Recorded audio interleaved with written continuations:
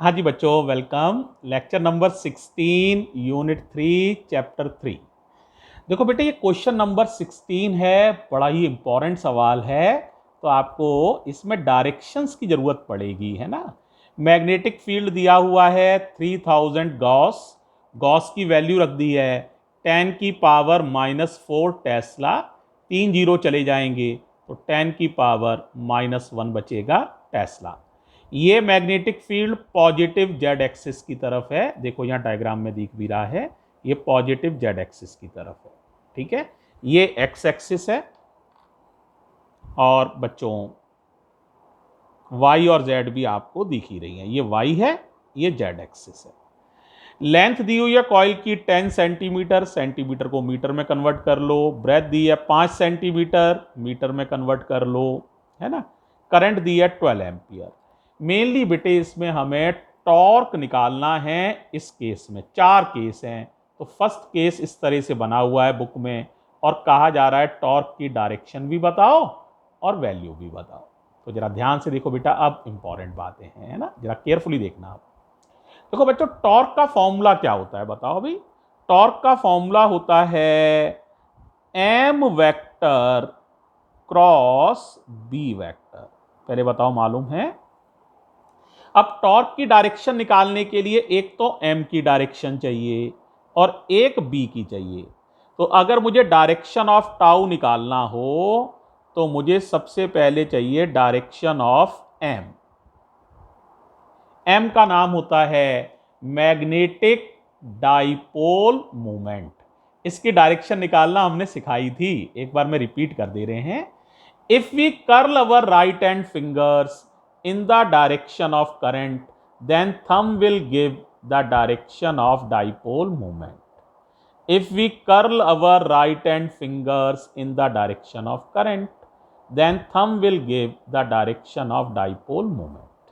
ठीक है। एक और इंपॉर्टेंट बात, जिस प्लेन में कॉइल होगी, डाइपोल मूवमेंट की डायरेक्शन उस प्लेन के परपेंडिकुलर ही होगी। ठीक है। जैसे ये कॉइल जो है ना, देखो बेटा, ये वाई और जेड प्लेन में है, वाई जेड प्लेन में। तो डाइपोल मूवमेंट की डायरेक्शन एक्स एक्सिस के अलॉन्ग होगी।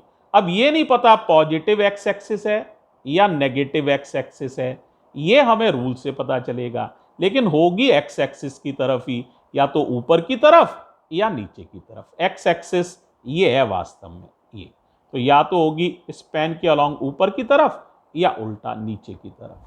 अब जरा करो बेटा। तो हम देखो उंगलियों को कर्ल कर रहे हैं, जरा ध्यान से देखो उंगलियों की कर्लिंग, देखो ध्यान से, देखो देखो ध्यान से, एरो के अकॉर्डिंग उंगलियां कर्ल होती जा रही हैं। तो डायरेक्शन किधर आएगी? ऊपर की तरफ, यानी किधर हुई है? पॉजिटिव एक्स एक्सिस की तरफ। किधर की तरफ? Positive X axis. तो डाइपोल मूवमेंट की डायरेक्शन आ गई बेटे along positive X axis. Positive X axis का मतलब है आई कैप की दिशा में। किसकी दिशा में? आई कैप। अब किसकी चाहिए तुम्हें? मैग्नेटिक फील्ड की डायरेक्शन, ये तो तुम्हें पता ही है, के कैप है। तो टॉर्क की डायरेक्शन निकालो, डायरेक्शन ऑफ टाउ।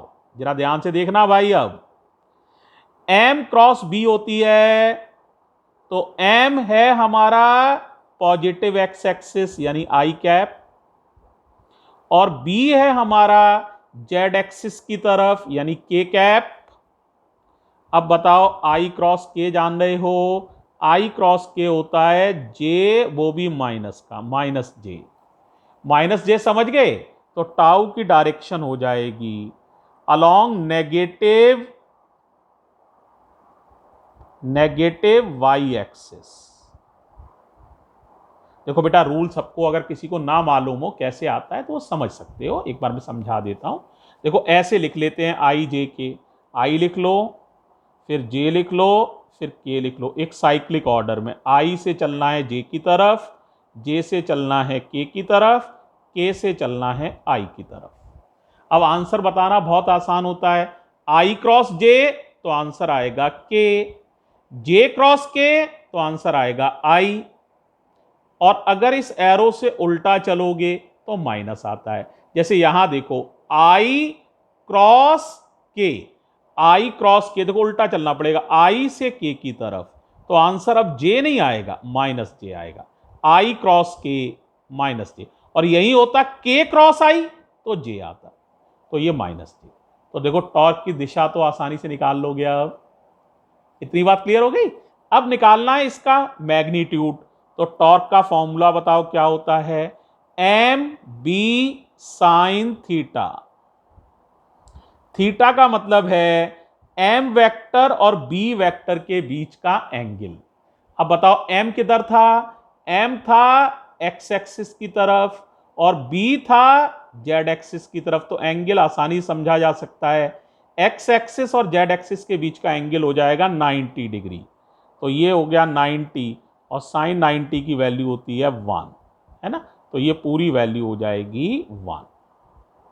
अब m का फॉर्मूला बताओ, m होता है, याद है m का फॉर्मूला, आई ए, क्या होता है, आई ए बी और साइन 91। अगर नंबर ऑफ टर्न्स और होते हैं तो एन आई ए होता है, नंबर ऑफ टर्न्स नहीं है तो आई ए इंटू बी।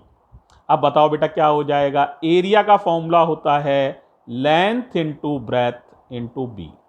अब बताओ जरा भाई, आई की वैल्यू बताओ कितनी है, आई है 12 एम्पियर, लेंथ बताओ, लेंथ है 10 सेंटीमीटर, तो 10 इंटू 10 की पावर -2। ब्रेथ है प्यारे बच्चों कितनी है, 5 सेंटीमीटर, तो 5 इंटू 10 की पावर -2। और मैग्नेटिक फील्ड है 3 इंटू 10 की पावर -1। देखो 10 की पावर -1 और ये वाला जीरो कैंसिल हो जाएगा। अब कितना बचा, 12 5 जा 60 इंटू 3 180, तो 180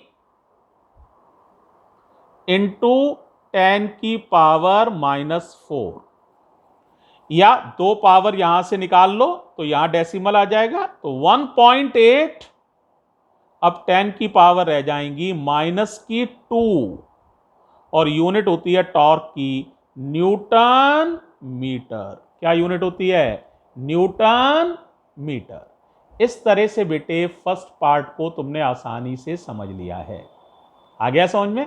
अब सेकंड पार्ट जरा देखना बच्चों, सेकंड पार्ट भी बहुत आसान है। तो देखो सेकंड पार्ट में निकाल रहा हूं, इसको जरा देखो केयरफुली, सेकंड पार्ट को डायग्राम बना होगा, ये है, देखो बेटे ये है। अब तुम लोग को बताना है, तुम्हें समझ में तो आ ही गया है सारा। बताओ बेटा, ये है कॉइल, किस प्लेन में है, वाई जेड प्लेन में है। तो सबसे पहले किसकी डायरेक्शन चाहिए तुम्हें, बोलो एम की। तो एम की डायरेक्शन के लिए रूल बताओ, चलो भाई, डायरेक्शन ऑफ एम, चलो रूल बताओ।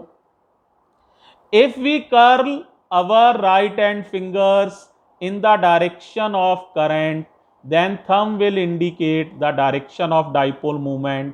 और डाइपोल मोमेंट की डायरेक्शन हमेशा जिस प्लेन में कॉइल है उस प्लेन के परपेंडिकुलर होती है।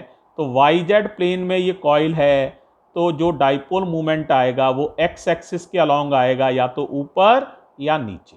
देखो मैं कर्ल कर रहा हूं, देखो ये कर्लिंग हो गई फिंगर्स की करंट की दिशा में, आप भी कर्ल करके देख सकते हैं। देखो केयरफुली देखो, क्लॉकवाइज कर्ल करना है, क्लॉकवाइज घड़ी जैसे, ठीक है। तो देखो इस तरह से कर्ल करना है, तो आप कर्ल कर लीजिए, क्लॉकवाइज नहीं है सॉरी, एंटी क्लॉकवाइज है बेटा। तो ये कर्ल किया देखो, तो किधर आएगा बताओ भाई डाइपोल मूवमेंट, ऊपर की तरफ, यानी पॉजिटिव एक्स एक्सिस। तो डाइपोल मूवमेंट आ जाएगा I cap, positive X axis. Magnetic field तुम्हें याद ही है, जेड एक्सिस। अब बताओ डायरेक्शन ऑफ टाउ किधर आएगी, चलो बोलो भाई, आई क्रॉस के, आई क्रॉस के अभी समझाया था, -j, यानी कि माइनस वाई एक्सिस की तरफ या वाई डैश की तरफ। वाई डैश का मतलब होता है -y एक्सिस, तो अलोंग, या तो लिख लो नेगेटिव वाई एक्सिस या वाई डैश एक्सिस, ठीक है। अब निकालना इसका क्या, मैग्नीट्यूड। तो मैग्नीट्यूड का फॉर्मूला फिर तुम्हें याद है, M B sine theta, M का फिर फॉर्मूला याद है, आई ए बी, और साइन कितने डिग्री, 90 डिग्री, क्योंकि आई और के आपस में परपेंडिकुलर हैं तो एंगल 90 डिग्री है।